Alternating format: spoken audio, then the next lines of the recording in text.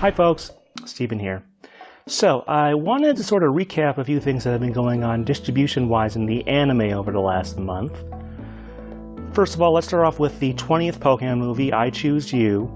So back in September, we got a bunch of new locations. You know, there was that initial list back in August that had like 100 or so locations. This one is much larger. And as you might expect, it does fill in a lot of those blind spots. You know, in the first list, there was nothing in New York State. Right now, there are about 29 by my search. I sort of went through their locator and looked through the country in various locations. And it gets pretty broad, actually, I would say, because even like Alaska managed to get 3 of them, despite being a very sparsely populated state. Overall, I'd estimate there are probably about 700 locations throughout the U.S. To give some comparison, like the 4th and 5th Pokemon movies had 300 and 200, although that was a different style distribution. The Victini movie had about 400 in a more similar sort of release to the one the 20th movie is getting.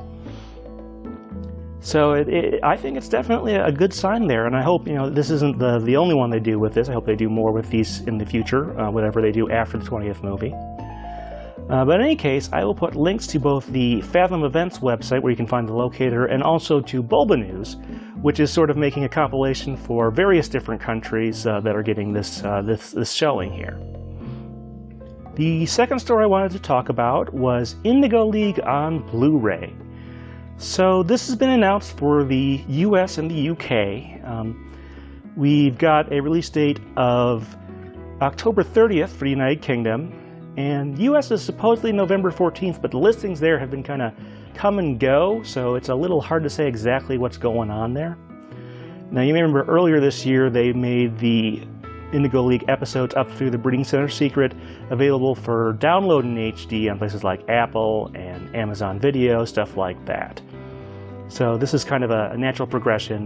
Many anime have gotten, even with lower sort of scope or smaller fan base in Pokemon, have gotten this kind of treatment on Blu-ray. So very good to see Pokemon getting that for this. And I intend to pick this up. I still haven't quite figured out how to sort of follow a TV show and get large number of episodes on digital. I mean, I know logistically how to buy them.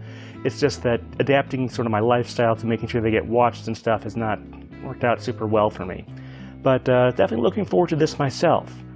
So after covering those 2 items, I guess I got to ask, do you have any comments on any of this? If you do, go ahead and put the comments below. Always like to hear that.